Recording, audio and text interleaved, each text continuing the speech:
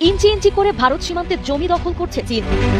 ভারত চীন সীমান্ত নিয়ে চলমান উত্তেজনার মধ্যেই অরুণাচল প্রদেশের এক আদিবাসী নেতার এই মন্তব্য নতুন করে বিতর্কের জন্ম দিয়েছে। প্রত্যাশিত আয় না থাকায় ক্ষমতার 4.5 মাসে ব্যাংক খাত থেকে প্রায় 69,000 কোটি টাকা ঋণ নিয়েছে বিএনপি সরকার, যার বেশিরভাগই বাণিজ্যিক ব্যাংকের। একই সময়ে ওভারড্রাফট সুবিধার মাধ্যমে জামানত ছাড়াই নেওয়া হয় 2,500 কোটির বেশি, যা অর্থনীতির ভাষায় টাকা ছাপিয়ে ঋণ।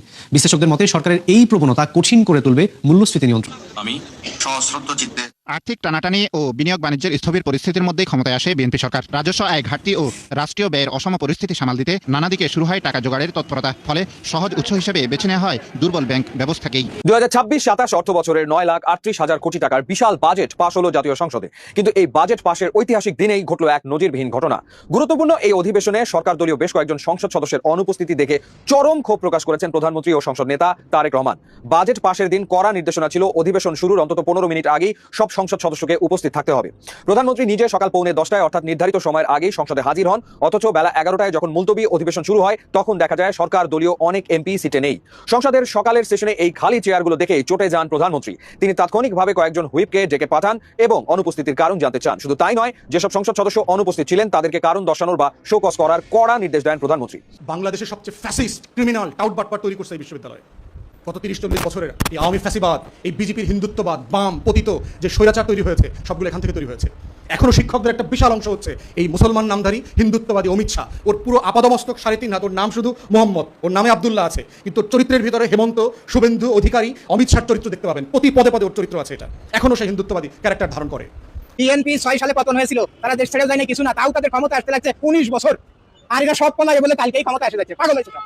হ্যাঁ, বিএনপি ক্ষমতা হারাইছে 6 সালে, তাও তাদের ক্ষমতায় আসতে 19 বছর সময় লাগছে এই দেশে থেকেও। আর সব পালায় যায় বলে ডেইলি তারা আসতেছে আর ক্ষমতা দখল করে নিচ্ছে। এই আশায় এখন সব হিন্দু হয়ে গেছে। আমি চৈতালির পক্ষে কথা বলতেছি। সব এদের রাজনীতি পৃথিবীতে সব শেষ হয়ে গেছে। আর এদের যারা সহযোগিতা করবে এই চৈতালিগের, এদের পিটির চামড়া একটা রাস্তা থাকবে না, এটুকু বলে দিলাম। আর কিছু বলতে চাই, ডাক্তার শফিকুর রহমানের এত মধুর সম্পর্ক, এটা এর আগে ইতিহাস বলে না। ঝগড়া হতো, তর্ক হতো, অকথ্য ভাষায় সংসদে গালিগালি হতো। ইতিমধ্যেই আপনারা শুনেছেন আমরা কেন এসেছি। বাংলাদেশের ইতিহাসে এই প্রথম সংসদ নেতা প্রধানমন্ত্রী তারেক রহমানের সঙ্গে বিরোধী দলীয় নেতা ডাক্তার শফিকুর রহমানের এত মধুর সম্পর্ক, এটা এর আগে ইতিহাস বলে না। এটাই হচ্ছে সম্ভাবনা তৈরি হয়েছে। 5ই আগস্টের পর আপনারা বলছেন পরিবর্তনটা কি, এটাই পরিবর্তন। আসছে 5 আগস্টকে ঘিরে বিএনপি সরকারকে এনসিপি জামাত কঠিন বার্তা দিয়েছে, এক প্রকার আলটিমেটাম দিয়েছে। তো বিএনপি সরকার তো এমনিতেই জামাতের কাছে নথি স্বীকার করছে, তাদের যে বিভিন্ন ভাগ বাটোয়ারা সেখানে জামাতকে এনসিপিকে ভাগ দিচ্ছে। সেই জায়গায় যে আলটিমেটাম দেওয়া হয়েছে, আমার মনে হয় আলটিমেটামও কাজ হবে, কারণ বিএনপি ভালোই মাইন্ডকে চেপে করেছে। এই যে সালাউদ্দিন আহমেদ, যিনি নিজে অভিযোগ করেন যে আওয়ামী লীগ সরকার নাকি 2015 সালের মার্চে তাকে গুম করে মে মাসে শিলং নিয়ে ফেলেছিল, তাহলে তিনি কেন সেই বিচারকে এগিয়ে নিয়ে যেতে, দ্রুত করতে গুরুত্বপূর্ণ ভূমিকা রাখছেন না? সেই প্রশ্ন জামায়াত ইসলামী জাতীয় নাগরিক পার্টির মনে আছে, কিংবা জামায়াত ইসলামী জাতীয় নাগরিক পার্টি যেসব পরামর্শ গুম কমিশনের মাধ্যমে ইউনূস সরকারের আমলে দিয়েছিল সেগুলোই বা বিএনপি কেন রক্ষা করলো না? আসসালামু আলাইকুম প্রিয় দর্শক, নতুন একটা নিউজে সবাইকে স্বাগতম। প্রিয় দর্শক, ভিডিও শুরুতেই অনেকগুলো ভিডিওর অংশ বিশেষ আপনারা ইতিমধ্যে দেখেছেন। দেখেই বুঝতে পারছেন আজকের ভিডিওটি কতটুকু গুরুত্বপূর্ণ এবং আকর্ষণীয় হতে চলেছে। চলুন কথা না বাড়িয়ে একটা লাইক দিয়ে সম্পূর্ণ ভিডিও দেখে আসি। তার আগে বলবো, যারা এখনও চ্যানেলটি সাবস্ক্রাইব করেনি তারা সাবস্ক্রাইব করে দিবেন, আর যারা সাবস্ক্রাইব করেছেন তাদেরকে অসংখ্য ধন্যবাদ। আসছে 5 আগস্টকে ঘিরে বিএনপি সরকারকে এনসিপি জামাত কঠিন বার্তা দিয়েছে, এক প্রকার আলটিমেটাম দিয়েছে। তো বিএনপি সরকার তো এমনিতেই জামাতের কাছে নথি স্বীকার করছে, তাদের যে বিভিন্ন ভাগ বাটোয়ারা সেখানে জামাতকে এনসিপিকে ভাগ দিচ্ছে। সেই জায়গায় যে আলটিমেটাম দেওয়া হয়েছে, আমার মনে হয় আলটিমেটামও কাজ হবে, কারণ বিএনপি ভালোই মাইন্ডকে চেপে করেছে, তাদের ক্ষমতা এখন নড়বড়ে। আমি যে কথাটা বলেছিলাম যে চীন সফরের পর বিএনপির ক্ষমতা নিয়ে টানাটানি শুরু হয়ে যেতে পারে। হ্যাঁ, তবে বিএনপি যদি সূক্ষ্মভাবে খেলতে পারে, একই কথা একই সাথে বলেছিলাম, যদি জামাত এনসিপি বা বিরোধী দল আস্থা নিয়ে একটা সুন্দর পথ চলা দেখাতে পারে তাহলে বিএনপির ক্ষমতা টিকবে। বিএনপি এখন চারদিকে চোখে মুখে অন্ধকার দেখছে। ভারতের ষড়যন্ত্র বিএনপি অস্থির, তো স্বাভাবিক ভারতের ষড়যন্ত্রের বিরুদ্ধে বাংলাদেশের জনগণ বিএনপির পাশে থাকবে, এবং বিএনপিও এই ঝুঁকিপূর্ণ সময়ে জামাত এনসিপির সাথে কোনো অল্টারনেশনে যেতে চাচ্ছে না, যার ফলে তাদেরকে আস্থায় রাখতে যাচ্ছে এবং আস্থায় রাখছে। আমরা বিভিন্নভাবে দেখতে পাচ্ছি, যেমন বার কাউন্সিলে যেখানে হয়তোবা জামাত কিংবা এনসিপির কেউ নির্বাচনে জিতে আসতে পারতো না, সেখানে জামাতের 2 জন আর এনসিপির 1জনকে দিয়েছে। জামাত ব্যক্তিগতভাবে শিশির মনে ভালো করলেও এনসিপির কেউ জিতে আসতে পারতো না, কিন্তু এনসিপি কিন্তু ভাগ পেয়েছে বার কাউন্সিলের মেম্বার পদে। একই সাথে আমির জামাতের প্রতি যে বিরল কৃতজ্ঞতা দেখিয়েছে বিএনপি, যেভাবে তার কাছে যাচ্ছে, বাংলাদেশের রাজনীতি এরকম কোনো নজির নেই। এখন সামগ্রিক যে পরিস্থিতি, তাতে এনসিপি যেভাবে আলটিমেটাম দিচ্ছে বিএনপি সরকারকে, তাতে সেটা মানতে তারা বাধ্য হতে পারে। দর্শক খবর, 5 আগস্টের মধ্যে জুলাই স্মৃতি জাদুঘর না খুললে জনগণই সেটা খুলে দেবে, মানে এটা আলটিমেটাম যে 5 আগস্টের মধ্যে জুলাই স্মৃতি জাদুঘর খুলে দিতে হবে, খুলে না দিলে আমরা খুলে নেব, একদম সিরিয়াস। এখন এটা নিয়ে অনেক রাজনীতি আছে। জুলাই স্মৃতি জাদুঘর, দেখেন পৃথিবীতে অনেক গণঅভ্যুত্থান এমনকি বিপ্লবের ইতিহাস আছে। বলশেবিক বিপ্লব, অরেঞ্জ রেভলিউশন, আর ছোটখাটো আরব স্প্রিং, এরকম অনেক রেভলিউশন আছে। আর গণঅভ্যুত্থান তো অভাব নেই, আর গণঅভ্যুত্থান তো নিয়মিতই ঘটে চলছে, নতুন নতুন ইতিহাস সৃষ্টি হচ্ছে। সর্বশেষ নেপালের যে গণঅভ্যুত্থান, দেখবেন যে সেই পৃথিবীতে ঘটিত অলরেডি ঘটেছে এরকম যে কোনো গণঅভ্যুত্থান বা বিপ্লবের সাথে বাংলাদেশের জুলাই অভ্যুত্থান বা জুলাই বিপ্লব সম্পূর্ণ ডিফারেন্ট। কারণ প্রধানমন্ত্রী সহ পুরো মন্ত্রী পরিষদ, প্রধান বিচারপতি সহ সবাই এরকম পালায়, এরকম ঘটনা আপনি কোথাও দেখাতে পারবেন না। কোনো অভ্যুত্থান এটা ঘটে না, সবাই পালায় না, দেশ ছেড়ে পালায় না, দেশের মধ্যে সাময়িক সময়ের জন্য হয়তো বা একটু অন্তরালে থাকে। যেমন নেপালে পরাজিত শক্তি নির্বাচন করেছে, কারণ তারা পালায়নি। হ্যাঁ, আওয়ামী লীগ তো পালিয়েছে, তারা নির্বাচন করবে কিভাবে? এরপরে গণঅভ্যুত্থান তো বাংলাদেশে হয়েছে অতীতে, কিন্তু একদম পালাতক প্রধানমন্ত্রীর অন্তর্বাস পর্যন্ত তার রুম থেকে বের করে আনা, এরকম ঘটনা পৃথিবীতে বিরল। এবং প্রধানমন্ত্রীর কার্যালয় দখল নিয়ে তার কার্যালয়ে হাঁস মুরগি থেকে শুরু করে সবকিছু নিয়ে নেওয়া, জনগণ গণিমতের মতো ভাগ বাটোয়ারা করে নিয়েছে। এটা জায়েজ, সেটা ভিন্ন আলোচনা। এটা এটা বিরল। যার ফলে যেমন দেখেন, এই যে নেপালে রাজদরবার বা রাজতন্ত্রের পতনের পর রাজাদের বিভিন্ন রেলিক, এগুলো কিন্তু জনগণ ভাঙচুর করেছে, কিন্তু পরবর্তীতে সরকার এসে তারা আবার সেগুলো পুনরায় মেরামত করে নিয়ে দিয়েছে।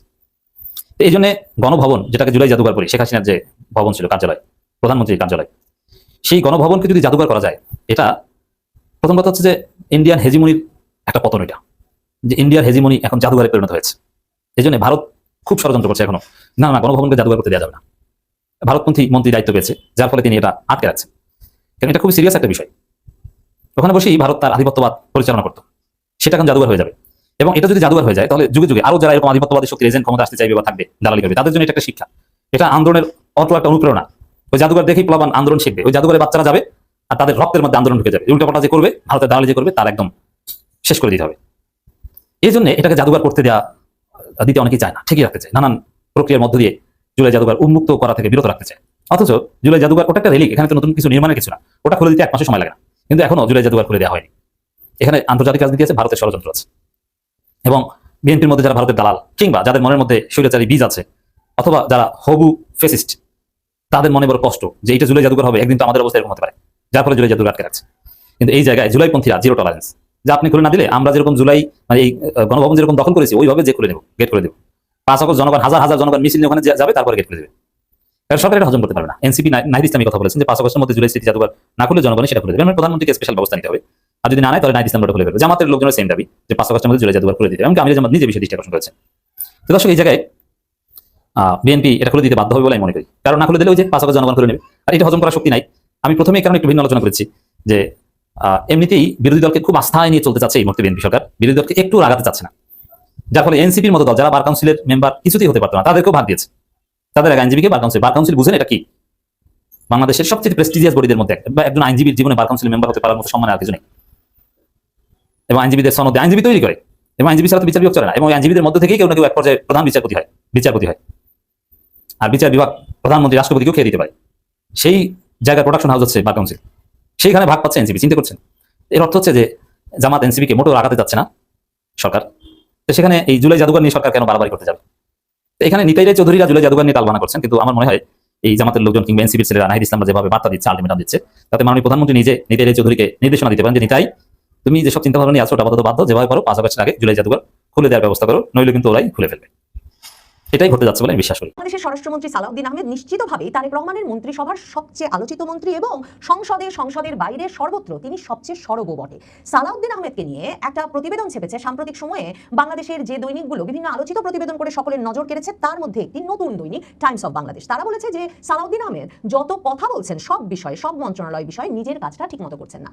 ঠিক কেন সালাউদ্দিন আহমেদের বিষয়ে এমন একটা বিস্তারিত প্রতিবেদন এলো এবং সেই প্রতিবেদনে কি লেখা হলো সে প্রসঙ্গে আলোচনার আগে মনে করিয়ে দেওয়া দরকার, সালাউদ্দিন আহমেদ আওয়ামী লীগ আমলের 9 বছর ভারতের শিলং রাজ্যে অবস্থান করছিলেন। 2015 সালে তিনি কয়েকদিন নিখোঁজ থাকার পর যখন বিএনপি একটা কর্মসূচির মধ্যে ছিল, কর্মসূচি ঘোষিত হচ্ছিল, সালাউদ্দিন আহমেদের মুখেই কোনো একটি গোপন জায়গা থেকে সে সময়ে হঠাৎ করে এমন খবর তার পরিবার এবং দলের পক্ষ থেকে দেওয়া হয় যে সালাউদ্দিন আহমেদকে 2015 সালের মার্চে খুঁজে পাওয়া যাচ্ছে না, এবং তার কয়েকদিন পরে তাকে, প্রায় 62 দিন পরে আসলে তাকে 11 মে গিয়ে ভারতের মেঘালয়ের শিলংয়ে পুলিশ উদ্ধার করে। উদ্ভ্রান্তের মতো ঘুরছিলেন সালাউদ্দিন আহমেদ। এরপর ভারত সরকার তার বিরুদ্ধে অনুপ্রবেশের মামলা করলেও বিএনপির এই শীর্ষ রাজনৈতিক নেতা উপদেষ্টা সালাউদ্দিন আহমেদ এরপর মেঘালয়ের শিলং রাজ্যে একটা বিলাসবহুল গেস্ট হাউসে, সানরাইজ গেস্ট হাউসে 9 বছর কাটিয়েছেন এবং সেখানে নিয়মিতভাবে বিএনপির নেতাকর্মীরা গিয়ে তার সঙ্গে সাক্ষাৎ করেছেন, তার স্ত্রী হাসিনা আহমেদ গিয়ে তার সঙ্গে থেকেছেন, তার পুত্ররা স্কুলের ফাঁকে পড়ালেখার ফাঁকে ফাঁকে গিয়ে বাবার সঙ্গে থেকেছেন। মানে একটা সাধারণ স্বাভাবিক রাজনৈতিক জীবন ভারতে 9 বছর পার করেছেন সালাউদ্দিন আহমেদ আওয়ামী লীগের শাসনামলে। 2023 সালের জুনে সালাউদ্দিন আহমেদের বিরুদ্ধে কিন্তু যে অনুপ্রবেশের মামলা চলছিল ভারতে,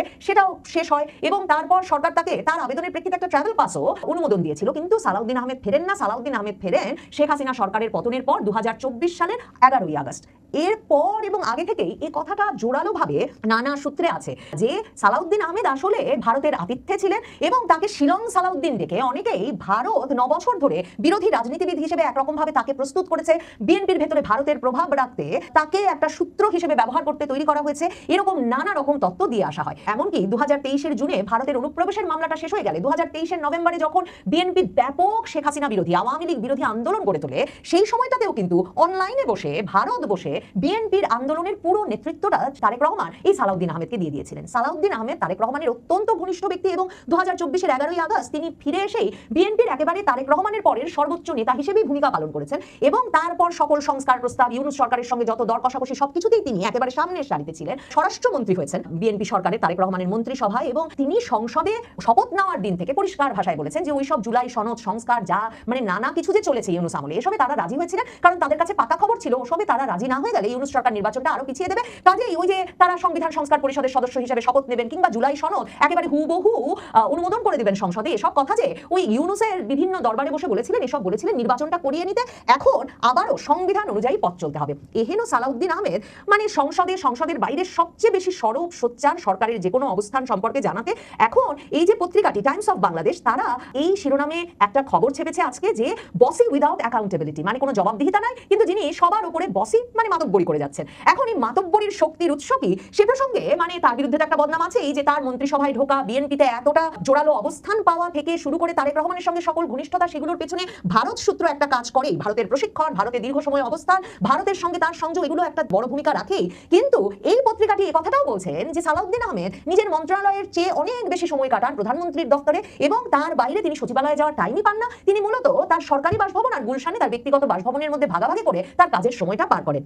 এখন টাইমস অফ বাংলাদেশ স্বরাষ্ট্রমন্ত্রীকে নিজের কাজের চেয়ে অন্যদের কাজ নিয়ে বেশি ব্যস্ত এ প্রসঙ্গে লিখছে যে দেখে মনে হয় তিনি যেন নিজের মন্ত্রণালয়ের কাজের চেয়ে অন্য সব মন্ত্রণালয়ের বিষয়ে বিশেষ আগ্রহী। কাগজে কলমে তার দায়িত্ব হলো দেশে আইন শৃঙ্খলা বজায় রাখা, পুলিশ বাহিনীকে কার্যকরভাবে পরিচালনা করা, মানুষের জীবন ও সম্পদের নিরাপত্তা নিশ্চিত করা। কিন্তু সংসদে বা জনসভায় তার বক্তব্য শুনলে অনেকের মনে প্রশ্ন জাগতে পারে আসলে তিনি কোন মন্ত্রণালয়ের মন্ত্রী। এই যে পত্রিকাটি হঠাৎ করে সালাউদ্দিন আহমেদকে সুনির্দিষ্ট করে এমন একটি প্রতিবেদন ছাপলো, মানে যিনি কিনা তারেক রহমানের সবচেয়ে ঘনিষ্ঠ সবচেয়ে প্রভাবশালী মন্ত্রী তার মন্ত্রিসভার, তাতে সন্দেহ জাগে যে বাংলাদেশে কোনো গোয়েন্দা সংস্থা, কোনো পক্ষ সক্রিয় হয়ে উঠেছে কিনা সালাউদ্দিন আহমেদকে কিংবা বিএনপির ভেতরের কোনো পক্ষ, যারা এই প্রশ্নটি তোলে যে 9 বছর ধরে সালাউদ্দিন আহমেদ ছিলেন শিলংয়ের গেস্ট হাউসে আরামে আর তারা রাজপথে আন্দোলন করেছেন, গ্রেফতার হয়েছেন, আওয়ামী লীগ সরকারের রক্তচক্ষু উপেক্ষা করে টিকে থেকেছেন, তারা কেন তারেক রহমানের এত ঘনিষ্ঠ, তারেক রহমানের মন্ত্রিসভার এত প্রভাবশালী সদস্য হতে পারছেন না? মানে ঠিক কারা সালাউদ্দিন আহমেদের এত কথা বলাকে এতটা অপছন্দ করছেন সেই প্রশ্নটা কিন্তু এই প্রতিবেদনটি পড়লে জাগে। এই প্রতিবেদনটিতে বলা হচ্ছে অর্থনীতি, বাজেট ব্যবস্থাপনা, সংবিধান সংস্কার, পররাষ্ট্রনীতি এমন প্রায় কোনো বিষয় নেই যেটি নিয়ে তিনি আত্মবিশ্বাসের সঙ্গে কথা বলেন না।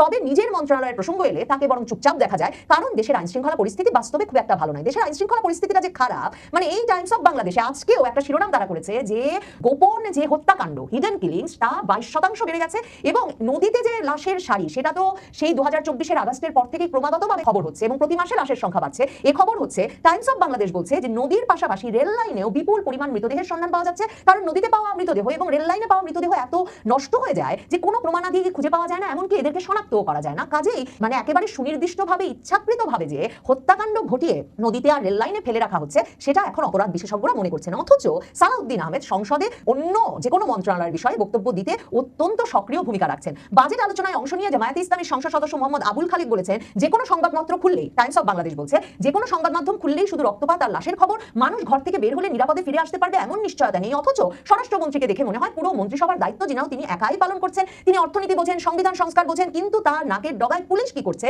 সারা দেশের মানুষ কিভাবে মারা যাচ্ছে সেটা যেন তিনি বুঝতেই পারেন না। মূল ইন্টারেস্টিং বিষয় হচ্ছে যে স্বরাষ্ট্রমন্ত্রীর জন্য সবচেয়ে অস্বস্তিকর প্রশ্নটি এসেছে বিরোধী দল থেকে না, বিএনপির সিনিয়র নেতা গয়েশ্বর চন্দ্র রায়ের কাছ থেকে। সংসদে তিনি বলেছেন দেশের সবচেয়ে বড় মাদক চালান এখনো কক্সবাজারের টেকনাফ সীমান্ত দিয়ে প্রবেশ করছে।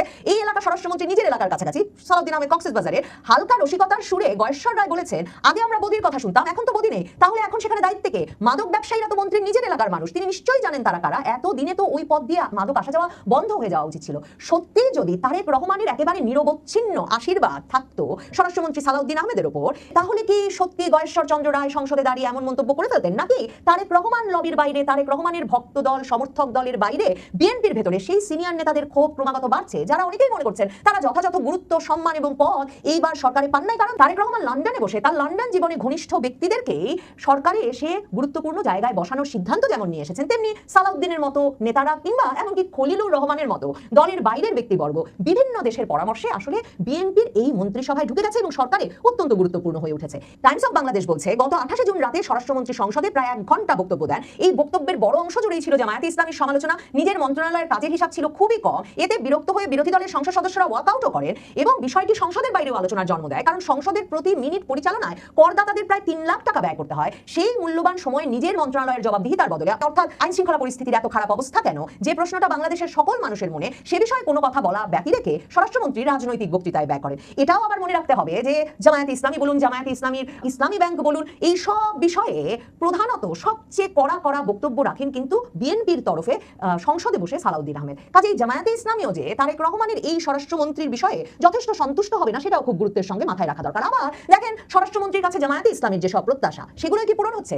এই যে সালাউদ্দিন আহমেদ, যিনি নিজে অভিযোগ করেন যে আওয়ামী লীগ সরকার নাকি 2015 সালের মার্চে তাকে গুম করে মে মাসে শিলং নিয়ে ফেলেছিল, তাহলে তিনি কেন সেই বিচারকে এগিয়ে নিয়ে যেতে, দ্রুত করতে গুরুত্বপূর্ণ ভূমিকা রাখছেন না? সে প্রশ্ন জামায়াতে ইসলামী জাতীয় নাগরিক পার্টির মনে আছে। কিংবা জামায়াতে ইসলামী জাতীয় নাগরিক পার্টির যেসব পরামর্শ গুম কমিশনের মাধ্যমে ইউনূস সরকারের আমলে দিয়েছিল, সেগুলোই বা বিএনপি কেন রক্ষা করলো না? টাইমস অফ বাংলাদেশ অত্যন্ত গুরুত্বের সঙ্গে জানাচ্ছে যে স্বরাষ্ট্রমন্ত্রীর একটা গুরুত্বপূর্ণ দায়িত্ব হচ্ছে স্বরাষ্ট্র মন্ত্রণালয়ের আইন শৃঙ্খলা সংক্রান্ত কোর কমিটির বৈঠকে নিয়মিত হাজির হওয়া, নিয়মিত সেই বৈঠকটি আহ্বান করা। কিন্তু স্বরাষ্ট্রমন্ত্রী অন্য দায়িত্বে এতটাই ব্যস্ত থাকেন যে এই বৈঠক ডাকারই তিনি সময় পান না। সর্বশেষ বৈঠকটি হয়েছিল গত 12 মে তারিখে। তবে স্বরাষ্ট্রমন্ত্রী সালাউদ্দিন আহমেদ দেশে যে খুন, ধর্ষণ, হত্যা, গণপিটুনির সংখ্যা বাড়ছে, এই পরিসংখ্যানের জবাবে বলেছেন যে এখন মানুষ স্বাধীনভাবে মামলা করতে পারছে। সামাজিক ও রাজনৈতিক চাপে আগে ভুক্তভোগীরা থানায় যেতে ভয় পেতেন, পুলিশ স্বাধীনভাবে কাজ করছে, তাই নাকি আগের তুলনায় মামলা বেশি হচ্ছে, কাগজে কলমে অপরাধের সংখ্যা বেশি দেখা যাচ্ছে। সালাউদ্দিন আহমেদ যে একরকমের চোখ বন্ধ করে থাকতে চাইছেন আইন শৃঙ্খলা পরিস্থিতির ব্যাপারে, সত্যি যদি তিনি প্রধানমন্ত্রী তারেক রহমানের সবচেয়ে শক্তিশালী প্রভাবশালী মন্ত্রী হন এবং সত্যি যদি এই সরকার এ বিষয়ে গুরুত্বের সঙ্গে ভূমিকা রাখতে চায়, আইন শৃঙ্খলা পরিস্থিতিকে নিয়ন্ত্রণে আনতে চায়, তাহলে কেন স্বরাষ্ট্রমন্ত্রী এই বিষয় ছাড়া সব বিষয়ে আগ্রহী হবেন আর সব বিষয়ে কথা বলবেন আর এই বিষয়ে কথা বলবেন না? সেটা যেমন প্রশ্ন, তেমনি প্রশ্ন জাগে নাকি স্বরাষ্ট্রমন্ত্রী সালাউদ্দিন আহমেদের পারফরমেন্সে, এমনকি সরকারের সর্বোচ্চ পর্যায়ের ব্যক্তিটিও অখুশি বলেই এমন একটা বিশাল প্রতিবেদন তারেক রহমানের সবচেয়ে ঘনিষ্ঠ মন্ত্রী বলে পরিচিত সালাউদ্দিন আহমেদের নামে ঘটতে পারলো? কে জানে, হয়তো সালাউদ্দিন আহমেদের চাকরিটা আর বেশি দিন থাকবে। প্রিয় দর্শক, ভিডিওটি দেখে কি জানলেন, বুঝলেন? অবশ্যই আপনাদের মূল্যবান মতামত কমেন্ট বক্সে জানিয়ে দিবেন। পারলে ভিডিওটি শেয়ার করে সবাইকে দেখার সুযোগ করে দিবেন। ধন্যবাদ।